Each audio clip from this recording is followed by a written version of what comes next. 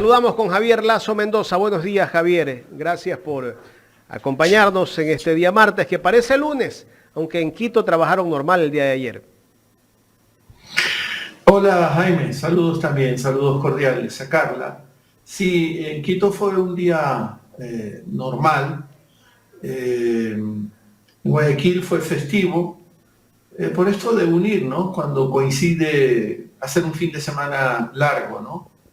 Porque, ¿cuándo es la fecha exacta de la fundación de Guayaquil? Bueno, en el año hay todo un debate de los historiadores, pero fue 25 de julio, ¿no? 25 de julio. Justo hoy, sí. Justo hoy es la sesión solemne del municipio. Sí. Porque 24 es el natalicio de Simón Bolívar. De Simón ¿no? Bolívar. 1783 nació Bolívar, creo, ¿no? Si no me equivoco. Pero bueno, para ustedes parece lunes, para mí es martes. Por suerte ya pasé el lunes, que no sé, yo cuando me imagino los días de la semana, el lunes tiene una cara de ogro, ¿no? Es el peor día de la semana, digo, porque vienes del fin de semana, ¿no? Cuando estaba en la escuela me daba hasta sudor frío en la espalda, ¿no? Chuzo, mañana empieza otra vez la semana. Era así, el lunes era terrible. En cambio, ya desde el jueves la semana empieza a ser un poquito más amable, ¿no? Acá en Quito, en Guayaquil tal vez quizá lo digan, el jueves es el viernes chiquito, y entonces ya estás más. Acá decimos así también.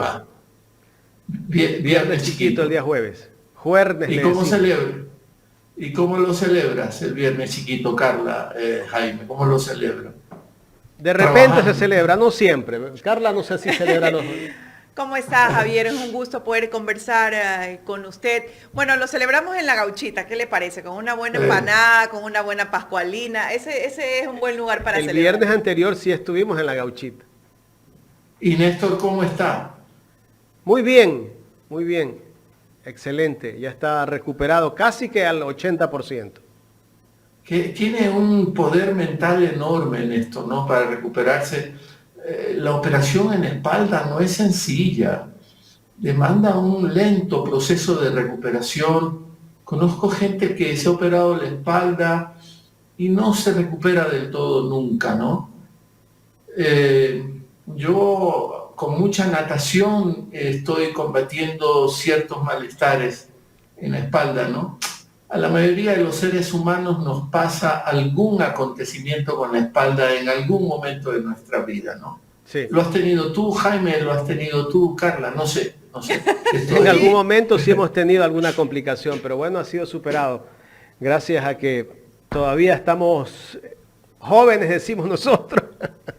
Entonces tu insinuación es terrible, Jaime. Javier, de antemano queremos agradecerte por esa entrevista con el expresidente Rafael Correa, que ha tenido una excelente acogida. Nos pone mucho a pensar en la decisión que tiene que tomar pues la ciudadanía, de que no se puede improvisar, ¿no? De que hay que elegir correctamente, porque no podemos presumir que alguien va a poder hacer las cosas. Tenemos que ir justamente a situaciones puntuales en las que gente con experiencia y gente preparada pueda tomar las riendas de este país. Hemos invitado pues a todos a que sigan la entrevista, a que la puedan reproducir una vez más, y bueno, pues de antemano agradecerle a Colectivos por esa deferencia con Cobra en Directo. No, el agradecido soy yo, Carla, de verdad, lo digo con absoluta sinceridad. No es una cosa diplomática, política, me agradeces, yo te agradezco. No, el agradecido soy yo. Porque viendo en YouTube las visitas que tiene esa misma entrevista en Ecuador en Directo, es altísimo. Claro, mi compañera, mi mujer me decía, es que Jaime, Carla tienen un noticiero todos los días, están presentes todos los días y no es lo mismo aparecer una o dos veces, como es mi caso, ya ustedes lo saben, una o dos veces a la semana. Ustedes están ahí con un noticiero todos los días. Y entonces las visitas de la entrevista con Rafael Correa a través de ustedes es muy alta, las visitas que ha tenido la entrevista. Entonces yo tengo un verdadero motivo de agradecimiento. Yo y quienes hacemos colectivos deberíamos de con más frecuencia hacer estas alianzas con Ecuador en directo. Hice un saludo específico para Ecuador en directo, ¿no? Una pequeñita colilla, pensando en ustedes, que como dijo Jaime a la introducción, sí, en efecto son mis amigos, ¿no? Y tampoco es otra formalidad. Podría decir mis panas, mi yunta, mis brothers. A lo guayaco, a lo guayaco. Sí, al estilo de mi barrio. ¿Cómo dicen en tu barrio? Mi brother, mi yunta. Mi pana. Mi pana. Mi pana, llave. Mi llave. Ese es el guayaquileño. Sí, pues. Sí, qué lindo Guayaquil. Estuve por Guayaquil la semana pasada. Sí da bronca, ¿no? Que tengamos que caminar con el espejo retrovisor, ¿no? Sin necesariamente mirar para adelante por la situación de terrible inseguridad en la que estamos viviendo. Esa no es la Guayaquil nuestra, ¿no?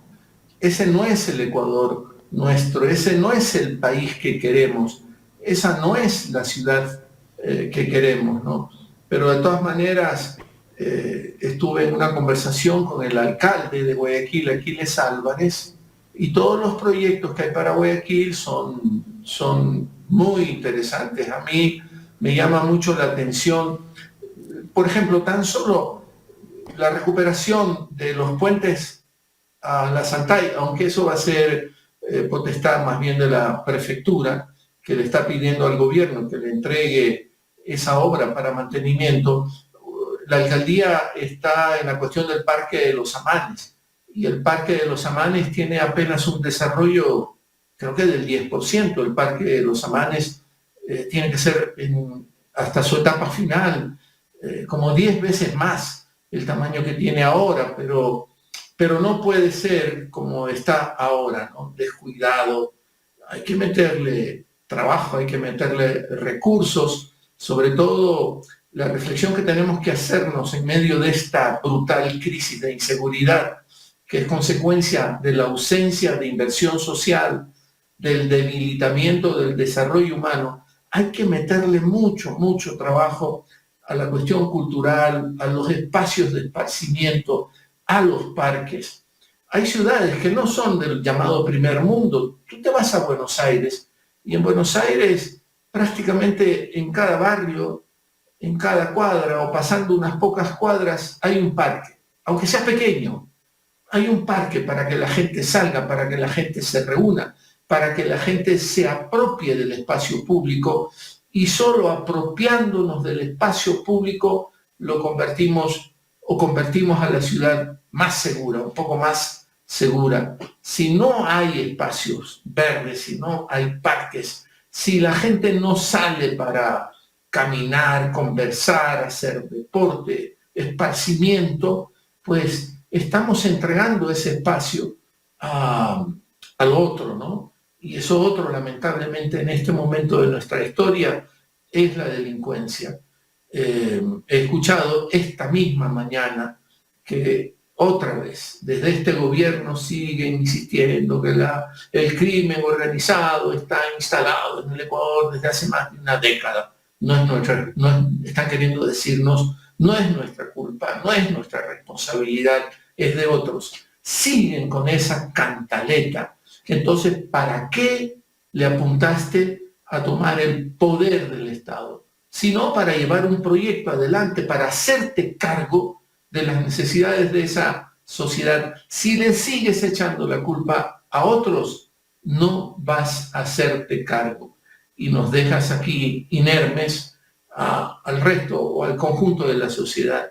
Así que es agradable estar en Guayaquil, para cerrar esa idea de Guayaquil, porque estuve en la Universidad de las Artes, Carla, Jaime, ustedes que están vinculados al mundo académico también, a la Universidad Estatal de Guayaquil, es una belleza de proyecto si le pusieran los recursos que necesita, ¿no?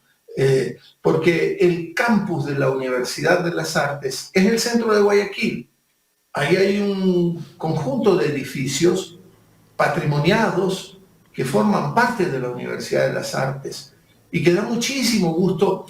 Por ejemplo, la biblioteca, que es pública, que cualquier persona puede entrar a la biblioteca de la Universidad de las Artes. No es solo la biblioteca de la Universidad de las Artes, es pública. Está en un edificio emblemático de Guayaquil. Ahí quedó un banco. Después la superintendencia, creo, de compañía. Ahí quedaba el banco de descuento, si no me equivoco. El banco de descuento, tienes toda la razón, Jaime.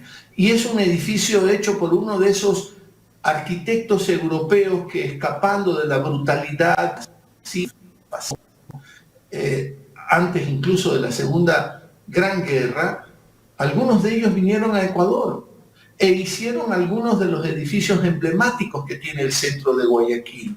Pero ese centro de Guayaquil también tiene que ser trabajado, porque a partir de las 6 o 7 de la noche, ustedes que viven en Guayaquil, yo lamentablemente no vivo en Guayaquil, queda abandonado, sólido, como dice Jaime cuando conversa con sus panas, ¿no? Digo, como dicen nuestros montubios, ¿no? Queda sólido ese centro de Guayaquil y no hay derecho. Eso debe de estar lleno de vida todas las horas de todos los días, pero hay que ganar el espacio público con una invitación amable, fuerte a la ciudadanía, porque ahí entonces encuentra bibliotecas, universidades, lugares ricos para comer, esparcimiento. Tiene que ser esa la vida de una ciudad. Y entonces, claro, ahora que estuve en Guayaquil, porque también estuve entrevistando a Marcela Aguiñaga, que también, como es parte de la Revolución Ciudadana, también está perseguida, ¿no? Está amenazada y la espada de Damocles sigue ahí colgada, la espada de Damocles. Así que estuve por Guayaquil y, como decía, era una coincidencia estar en Guayaquil en vísperas de las fiestas julianas, fundacionales de la ciudad de Guayaquil. Javier, pasando un poco a lo que estamos viviendo en estos últimos días en el Ecuador, lo ocurrido con el alcalde de Manta, el asesinato del alcalde de Manta, nos preocupa a todos, porque si bien es cierto, las autoridades también están corriendo peligro, que tienen seguridad, que tienen, muchos cargan hasta guardaespaldas, tienen la policía que los resguarda. El alcalde de Manta tenía policías que lo cuidaban, pero que en ese momento parece ser que no estaban los policías y ocurrió lo peor. El primer día que iba a asumir la alcaldía, Chonillo, el alcalde de Durán, también por poco fue asesinado. La misma semana, la anterior, asesinaron a un candidato asambleísta de Esmeraldas. Hace varios meses asesinaron al candidato alcalde de Puerto López, que era el candidato de la Revolución Ciudadana, que a pesar de ser asesinado pocas horas antes de las elecciones, igual el pueblo lo eligió alcalde. Después el partido tuvo que poner a una alcaldesa. Pero en todo caso, si ya las autoridades están inseguras, ¿cómo se siente el pueblo que no tiene quien lo resguarde? Pero déjame hacer, Jaime, una pequeñita apostilla, ¿no? Porque también me indigna los eufemismos que se utilizan en estos brutales crímenes, ¿no? El asesinato de Agustín Intriago ya es un asesinato brutal que nos interpela a todos, es un asesinato. Y ahora están apareciendo cosas que pretenden vincular al alcalde de Manta con cosas oscuras. A mí eso ya no me importa, lo único que me importa es que lo asesinaron al alcalde de Manta, oscurecieron aún más el panorama de nuestro país en medio ya de un proceso electoral, como que nos quieren meter miedo, como que anuncian que van a hacer peores cosas, como que quieren dañar este proceso electoral, porque se sienten perdedores, se sienten perdedores. Por ningún lado les dan los números. Pero quería hacer la postilla que también muere Ariana Estefanía Chancuy. Ariana Estefanía Chancuy. Chancay. Mujer de Chancay, perdón, Chancay. Sí, yo escribí mal, perdona. Chancay, Ariana Estefanía Chancay. Futbolista, mujer deportista. Y al jefe de la policía, ese impresentable señor Zapata, se le ocurre hablar de que hubo una víctima colateral. Por Dios, ¿hasta cuándo seguimos usando esos lenguajes que nos ocultan, que nos ponen a esta realidad? Ella también fue asesinada en este atentado terrible que hemos vivido el día domingo, ¿no? En medio de una campaña electoral que nos daña a todos, y que nos quieren meter miedo, porque ese es el mensaje último, porque ya están preparando trolls, estos centros de troles, porque van a empezar con todos los ataques, los inventos, porque hoy tienen aparatos para hacerte decir cosas que ni siquiera has pronunciado. Pueden editar imágenes para hacerte aparecer en cosas que ni siquiera visitaste. Ya se lo hicieron, intentaron hacérselo a Andrés Arauz, pero que no nos quepa la menor duda que van a desencadenar todo un terrible proceso, ¿no? Entonces, no, la futbolista Chancay fue asesinada, no es una víctima colateral, no, es una víctima de este estado de descomposición, porque este proyecto neoliberal que se instaló ya desde hace más de 6 años, está ya cercano a los 7 años, porque Moreno y el actual gobierno son lo mismo, se auparon entre ellos, se protegieron entre ellos. Al actual presidente, ¿quién le fue sembrando el camino? ¿Quién fue? ¿Desde cuándo empezaron a construir la posibilidad de que llegase a ser poder este gobierno que ni siquiera tiene proyecto? ¿Desde cuándo? Desde que nos pusieron en la consulta popular ese Consejo de Participación Ciudadana y Control Social transitorio con el inefable señor Trujillo, que cambió a todos los funcionarios del más alto nivel del Estado.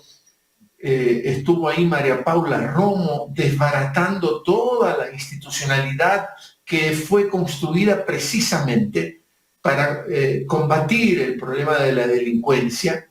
Desde ahí empezaron a crear todo esto, y ahora estamos en el peor momento, en medio de una campaña electoral. Se quieren echar abajo la campaña,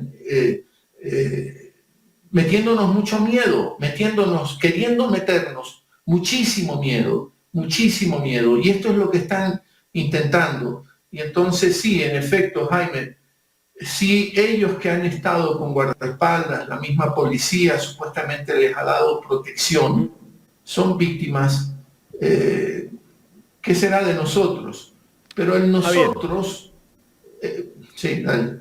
Javier, me gustaría rodar, no sé si has visto un extracto de lo que dijo el presidente de la República, por qué el crimen organizado, por qué la inseguridad en este país.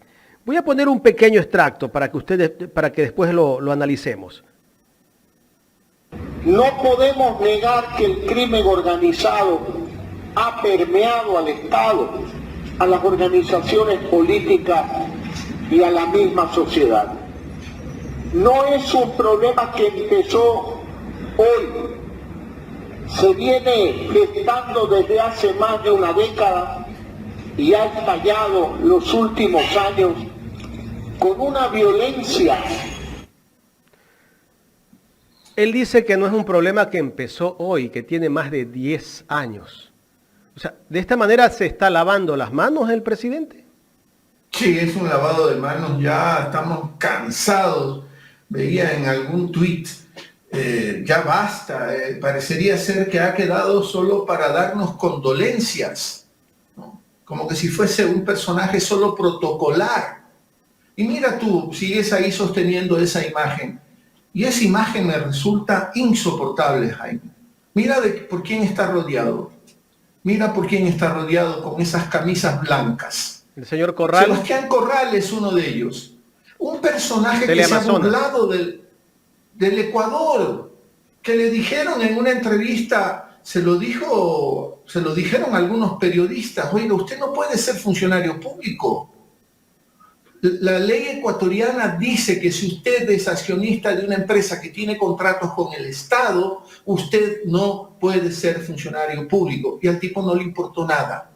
Se ha burlado de nosotros. Esta ha sido la conducta de estas personas. Ahí está, flanqueado por este personaje que no tiene autoridad moral para estar en la función pública. Y que lo vi también en el tema de Alauzí. Yo no sé si ustedes repararon. Sí. Cuando fue a la UCI, el presidente y la gente afuera le gritaba cosas, y ahí había muchos militares y muchos policías, y este señor se paró desafiante frente al pueblo, que gritaba lo que tenía que gritar por la indignación.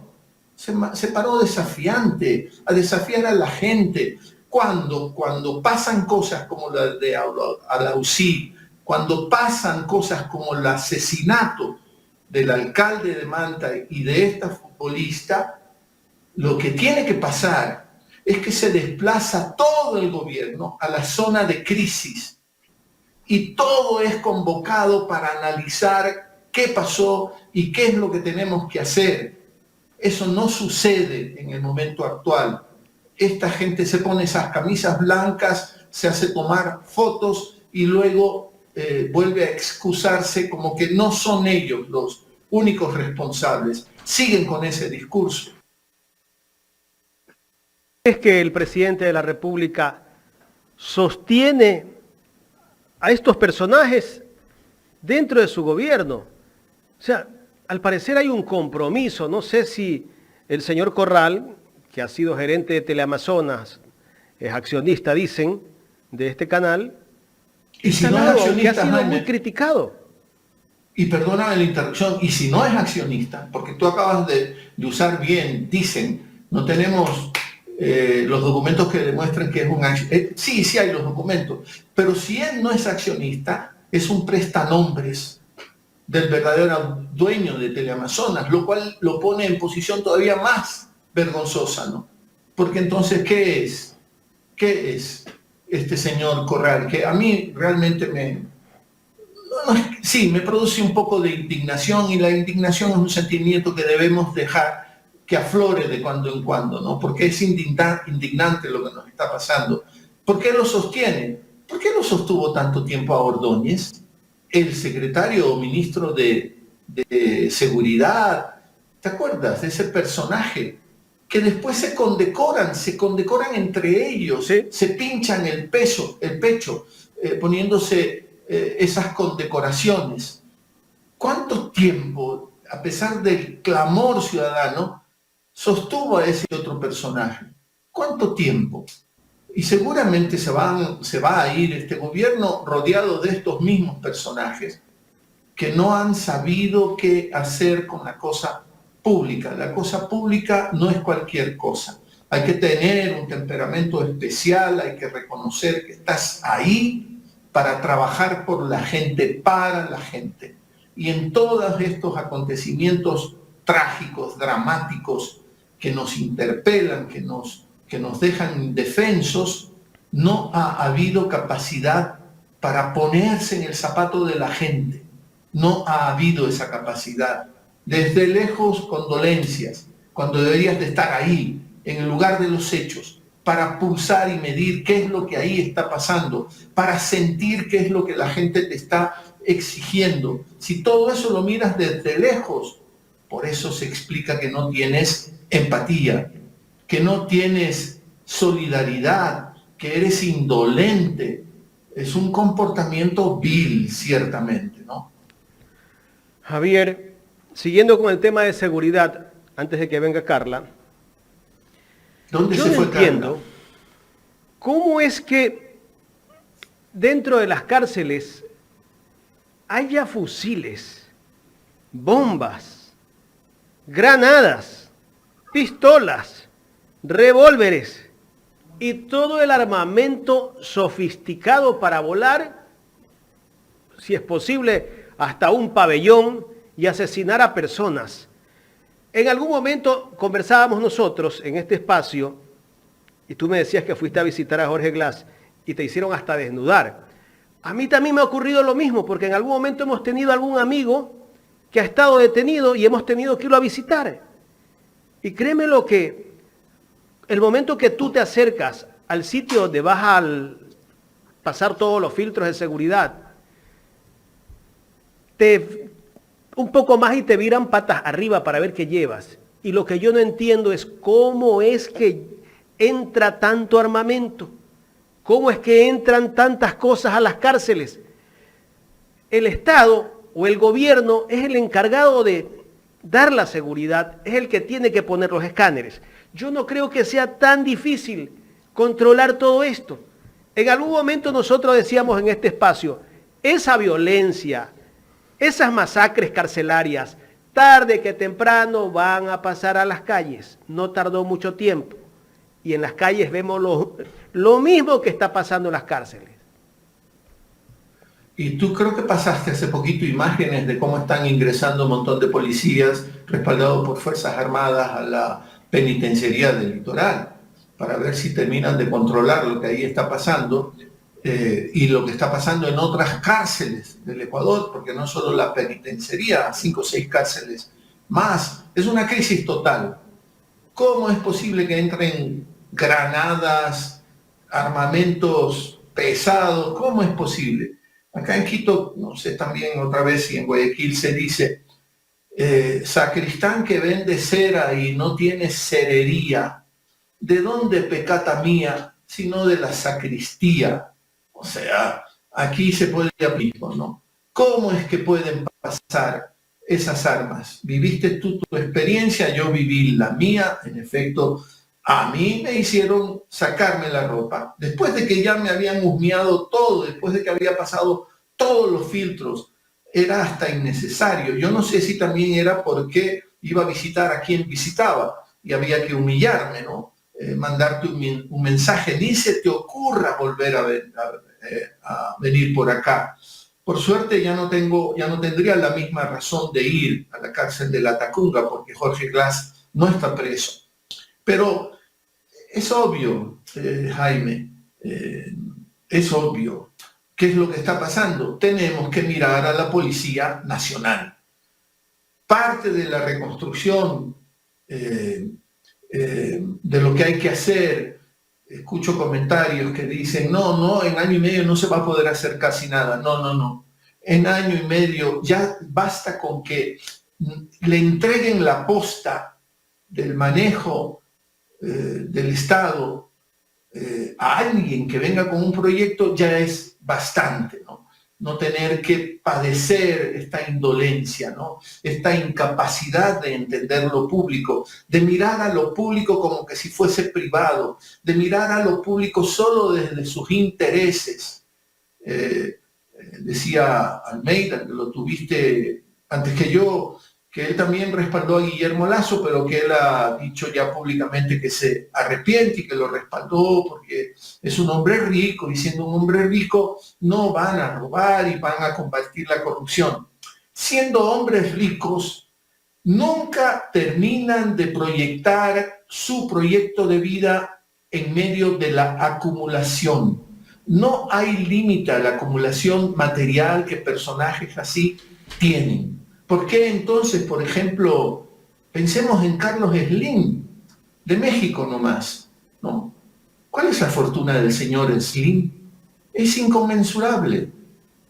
Bueno, pero por lo menos Slim, que estuve hace poco en México, auspicia y sostiene un hermoso museo que hay en la Ciudad de México. Aquí no tienen ni siquiera esa inquietud, ¿no? A ver, esta sociedad que me ha dado tanto, ¿qué le devuelvo a esta sociedad? qué proyecto sostengo para deleite y goce de la gente. No, aquí ni siquiera eso. Así que es una de las tareas más importantes trabajar en la reestructuración de la Policía Nacional, porque que haya tanto armamento en las cárceles no se explica sino porque ahí se hacen de la vista gorda o porque más directamente ellos mismos son los encargados de ingresar todo ese armamento, porque somos testigos de que es imposible pasar con un alfiler, imposible pasar con un alfiler. Javier, le faltan pocos meses a este gobierno para irse y hablabas justamente del proyecto que tienen. ¿Cuál crees tú que sea el proyecto que tienen? De pronto seguir, digámoslo, como Shakira, sordos, ciegos y mudos. Pero también Shakira dice, no se puede vivir con tanto veneno, ¿no? Que está en una de las canciones que está en el disco que quizá más me gusta de Shakira, Pies Descalzos, ¿no? Que es la Shakira Shakira desde mi punto de vista, ¿no? Ya después hay una evolución ya de otra cosa, ¿no? De esas exigencias del mercado, de los grandes triunfadores, ¿no? Pero no se puede vivir con tanto veneno también, dice Shakira. El proyecto siempre fue un proyecto económico. El proyecto siempre fue esa visión de seguir multiplicando sus fortunas materiales. Hacer del Estado eso, ¿no? Una gran empresa, pero con conceptos privados, la ganancia, y ganar más y no parar en la ganancia y seguir en eso. Eso creo que es el fundamental proyecto, ¿no? La Reserva Internacional ahí para garantizar pago de deuda externa. ¿Y quiénes son los tenedores de papeles de deuda externa? Son gringos, la mayoría son ecuatorianos, que cuando tienes esa reserva internacional tan alta, aunque se ha caído, porque se ha caído el precio del petróleo, estará en 70.000, 75.000, estuvo en 90.000, ¿para qué la tienes? Esa reserva, y porque Correa lo ha explicado, Arauz también, por lo menos lo que yo les escuché, me ha hecho entender, creo yo, que incluso el Banco Central es banco, pues, por eso se llama Banco Central. ¿Y cuál es la lógica de un banco? ¿Guardar la platita? No, la lógica de un banco es hacer circular ese dinero. Solo haciéndolo circular lo multiplicas, lo recibes y no es que lo guardas, lo colocas.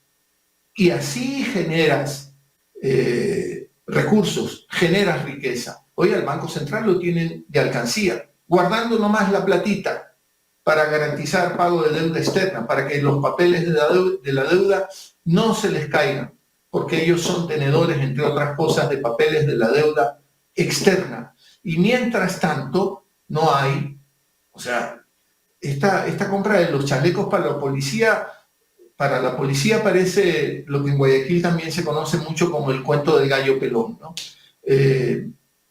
No hay ni chalecos, el estado en el que están los... Javier, sí. yo escuchaba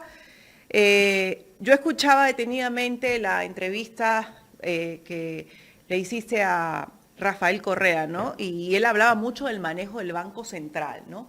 Cómo no le estaban dando justamente el manejo adecuado de banco, ¿no? Sino que lo tenían ahí como una pequeña alcancía que sin duda alguna ahora no tiene pues los recursos necesarios. Y veía y analizaba un poco cuál es la función del Banco Central y cuál ha sido pues la función y los intereses actuales de este gobierno. Cuando termine este gobierno, que ya está por terminar, ¿qué va a pasar con los bancos? Porque sin duda alguna se han visto muy beneficiados.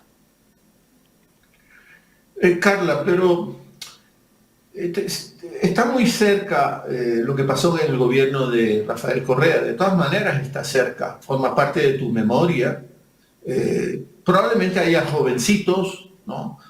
Que en mi caso podrían ser mis nietos, que no recuerdan nada de la época de Correa, porque eran niños que todavía estaban jugando con los carritos de de fricción, creo que le decíamos, ahora ya no son así, seguramente tienen hasta inteligencia artificial, esos carritos. Entonces, ¿qué va a pasar?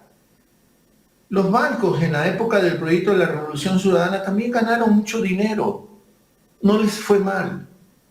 ¿Cuál es el miedo entonces de ese sector? Yo creo que tiene un profundo egoísmo, una profunda avaricia, una profunda codicia, y lo quieren todo para ellos, todo para ellos. Cuando dicen, esa es una inferencia mía, ni siquiera me atrevo a decir hipótesis, cuando ellos hablaron de los 70.000 millones de dólares de robo, en paralelo, si tú revisabas la cifra, podías ver que había una magnitud similar de inversión pública, un poco más incluso la inversión pública.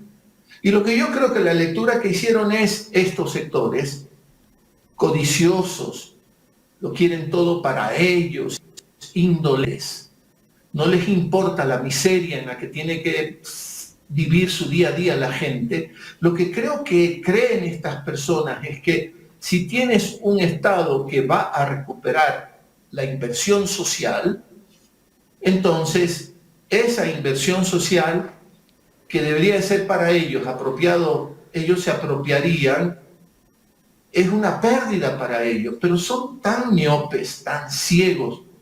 También eso decía Rafael Correa en esa entrevista. Es absurdo. Si no hay inversión social, si no hay desarrollo humano, si la policía no está mejor capacitada, no tiene mejores equipos, ellos van a tener que invertir en guardaespaldas, en protección personal. Oye, déjense de tonterías, que la sociedad entera sea capaz de cuidarnos, a todos y a todas.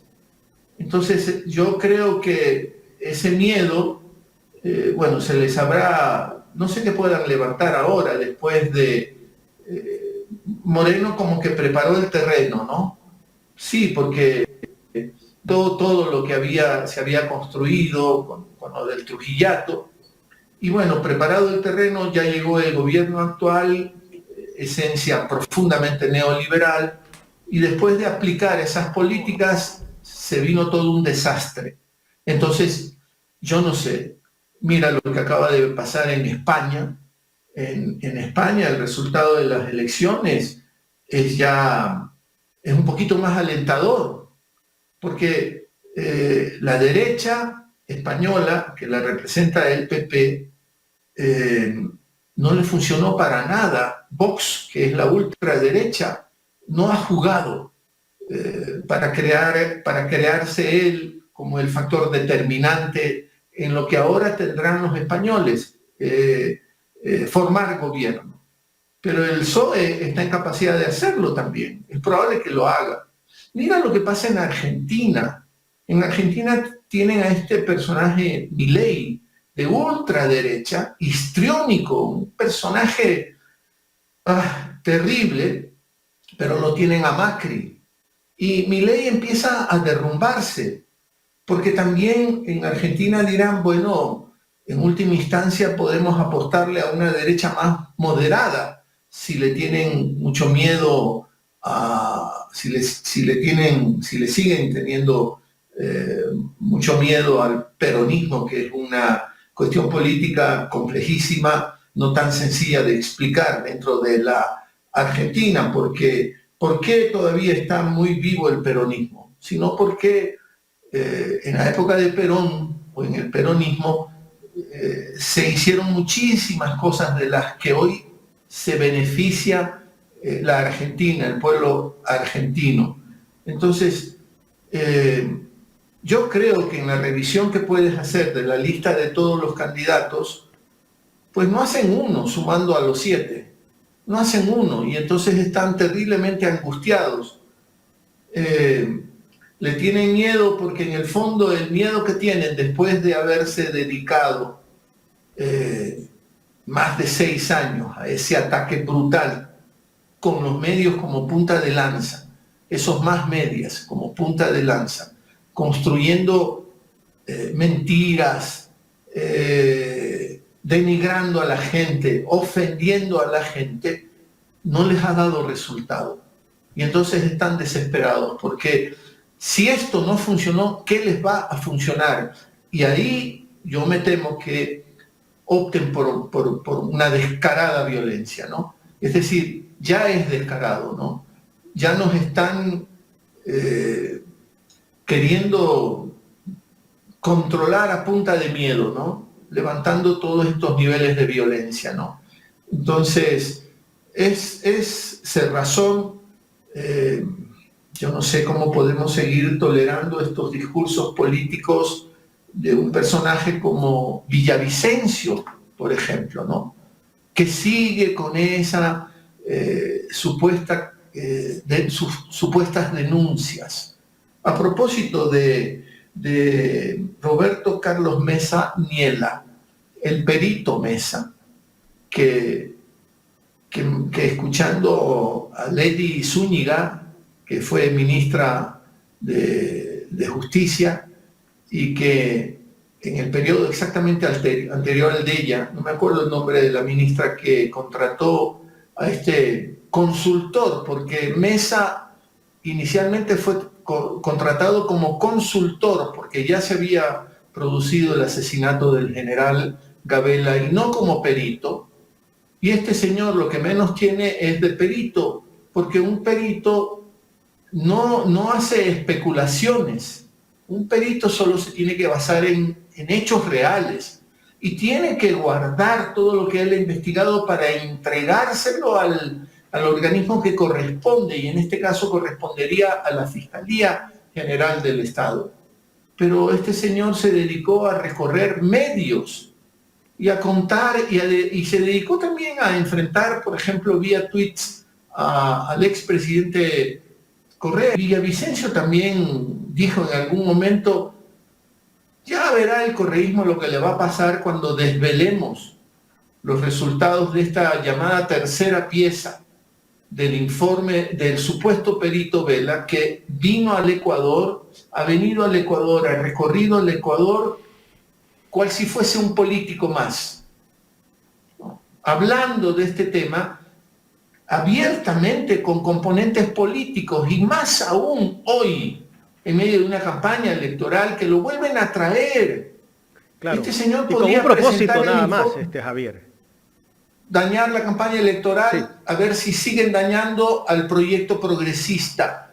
Porque Mesa podía presentar su informe hasta el 24 de agosto, por ejemplo. ¿Cómo es que Mesa hace un informe y nunca quedó con una copia?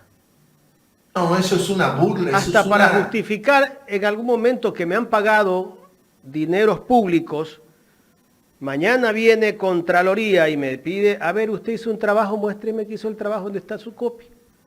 ¿Cómo justifica? La glosa le cae también a los que lo contrataron, ¿no? Porque le pagaron $78,000 ya en 2013. Claro, y ahora se la multiplican esa cifra, ¿no?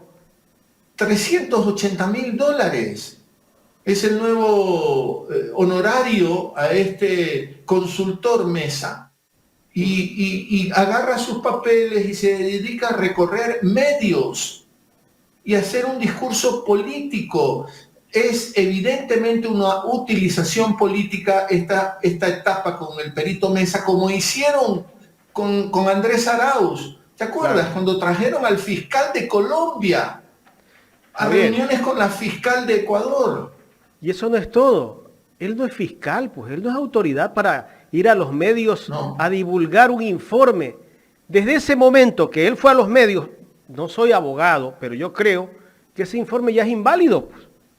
No vale ese informe. Consúltale a cualquier abogado. Consúltale, ustedes lo tienen también a Ramiro, ¿no? Sí. Muchas veces, ¿no? Y consúltale a él, que es un buen abogado. Sí, los abogados nos han dicho que ese informe es inválido. Ramiro Aguilar, quiero decir, porque Ramiro queda ahí muy suelto, ¿no? Javier, justamente respecto a este tema de los helicópteros Druk, que dicen, bueno, hay tantos tantas versiones que dan, ¿no? Encontré en las redes sociales un video que alguien lo armó, ¿no? Hay una parte de lo que dice Coavisa, donde ponen al mecánico de los helicópteros Drup, pero también hay un video de varios vuelos que hizo el expresidente Correa, no solo en uno de los helicópteros, en 2 o 3 helicópteros. Veamos. Ecoavisa dice que en el 2008 un mecánico de aviación advirtió sobre los helicópteros Drup, pero nadie le hizo caso. Fue el mecánico que alertó los graves problemas que tenían los 7 helicópteros Drup, pero nadie hizo nada y los helicópteros siguieron volando. La misma versión del perito Mesa y la comisión. Correa sabía que los helicópteros no servían. De ser cierto, ¿cómo explicamos esto? El presidente Correa llega a Guaranda en el helicóptero Drup. El presidente Correa llega a Cuenca a bordo del helicóptero Drup. El presidente Correa inspecciona una obra vial y luego aborda el helicóptero Drup para regresar a Quito desde el Austro. Si Correa sabía que los Drup no servían, ¿cómo es que llegó a Milagro en este helicóptero? ¿Y por qué sobrevolaba Tababel en el Drup si sabía que esos helicópteros no servían, como dicen ahora el perito y los comisionados? ¿El presidente Correa acaso era un temerario para sobrevolar Macas en el helicóptero Drup?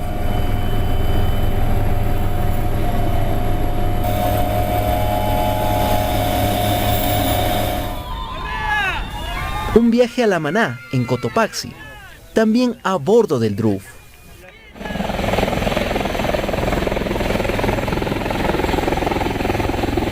¿Alguien puede creer que el presidente sabía que los Drup no servían y llegar en uno de ellos a Shushufindi? Y Correa no solo volaba en el helicóptero Drup presidencial. Aquí llega a Shushufindi en otro Drup.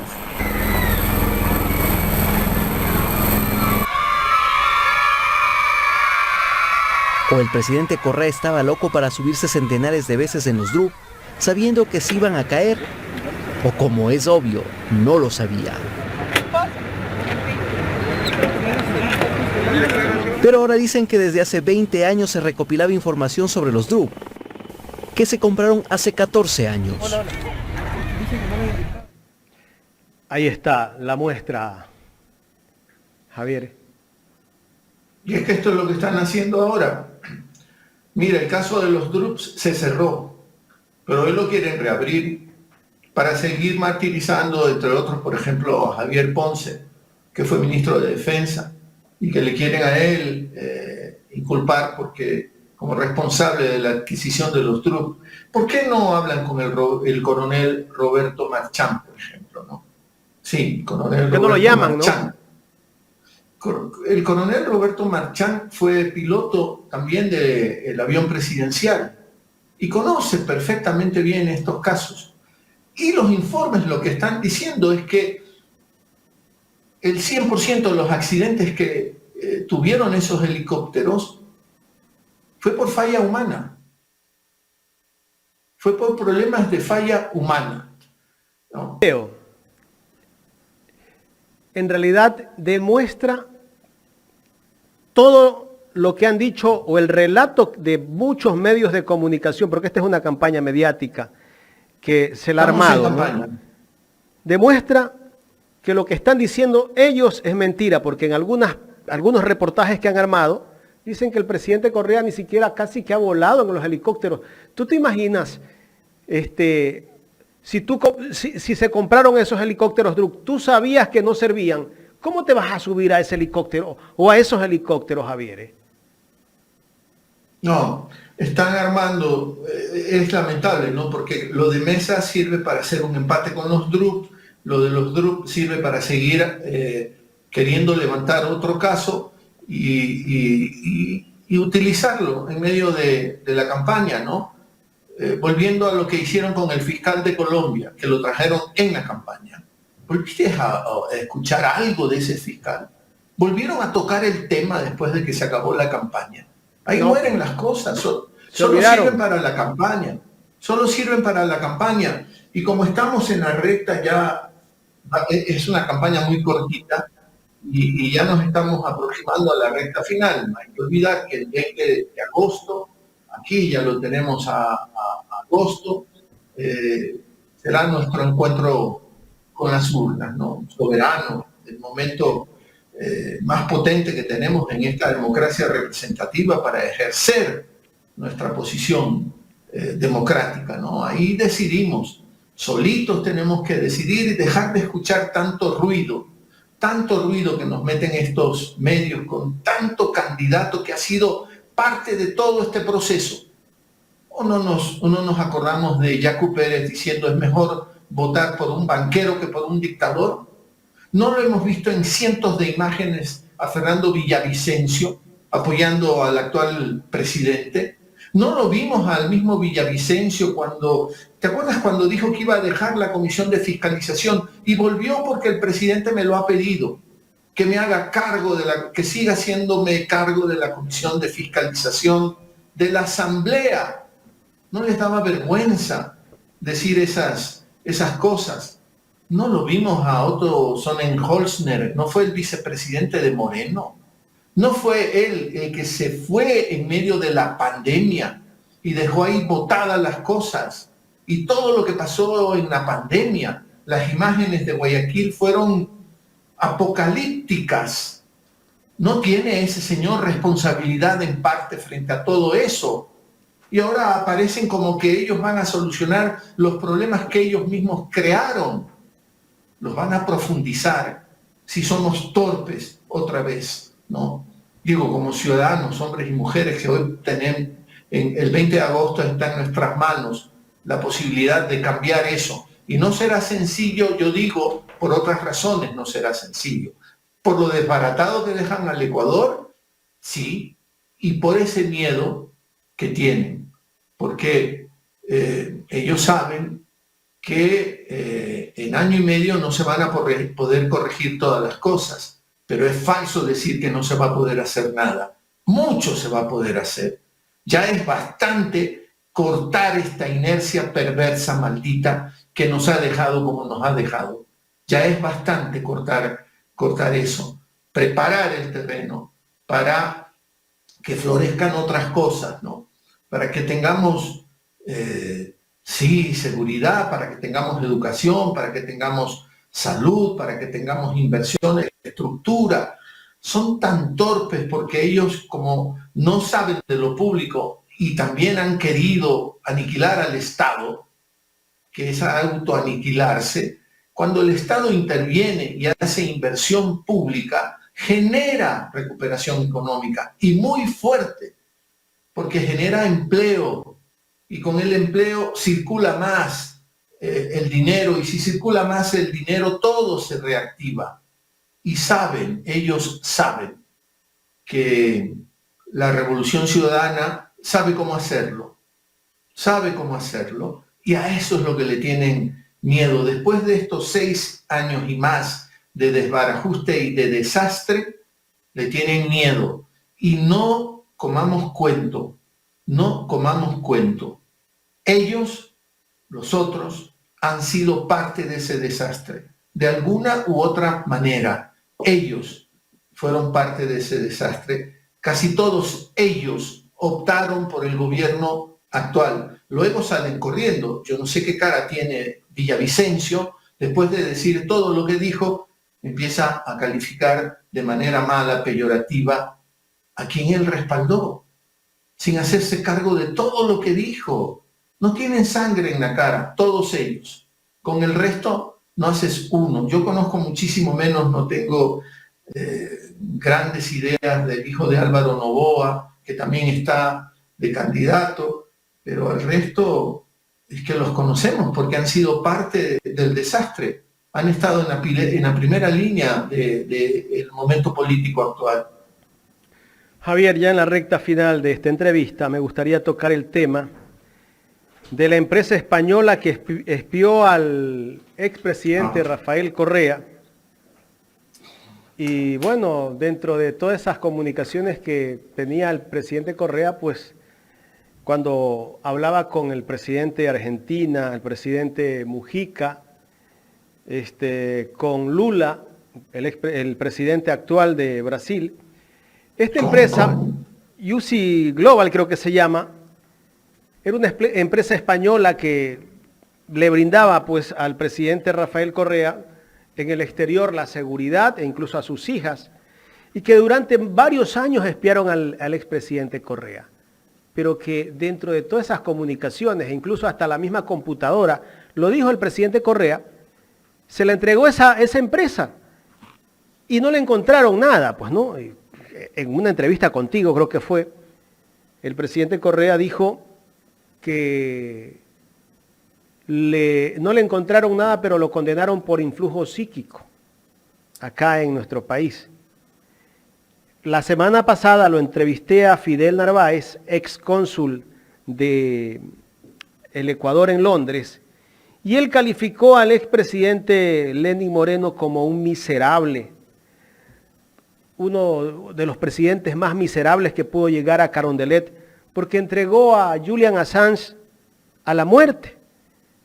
¿Qué piensas tú de todo lo que hemos vivido y que ahora se está revelando a través de los mismos ex empleados de esta empresa? Porque debe de ser el dueño de esa empresa, David Morales, debe de ser un tipo miserable también para haber hecho este tipo de cosas, que te contratan para algo y tú vas a entregar información a la CIA.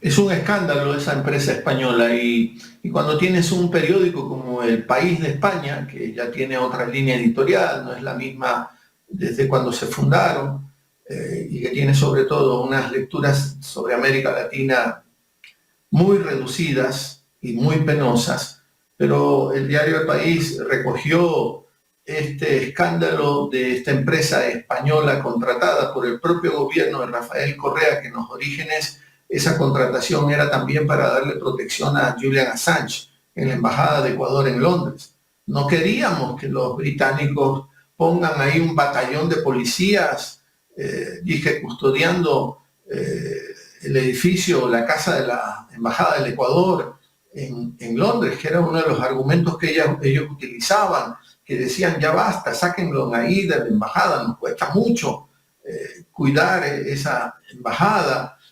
Y nosotros les decíamos, sáquenlos, no gasten un centavo, nosotros nos hacemos cargo de la seguridad de la embajada. Y esa empresa era supuestamente para proteger a la embajada y proteger al huésped que teníamos en la embajada.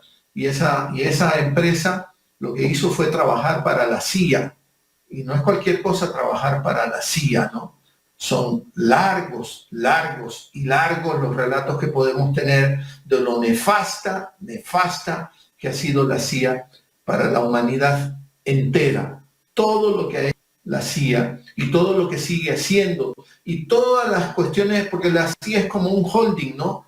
Porque tiene regado un montón de otras instituciones que luego incluso financian a portales que hacen noticias y que recaudan fondos de ahí y están trabajando para esos intereses externos, haciéndonos perder nociones de soberanía y dignidad. Así que Correa también dice, Jaime, si me espiaron tanto, si espiaron a mi familia, ¿por qué no pudieron sacar nada de ahí para levantarme un caso más serio, ¿no?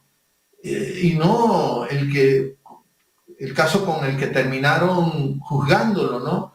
Ese préstamo que se hace dentro del propio movimiento y luego el cuaderno que sirve de prueba y que cuando se pide hacer, porque se podía hacer una prueba de la antigüedad de ese cuaderno, no acepta la fiscalía, porque ese cuaderno es posterior a la fecha que dice la testigo protegida, que lo redactó en un viaje entre Guayaquil y Quito, que dura 35 minutos y que dura 35 minutos desde que te sientas hasta que vuelves a aterrizar.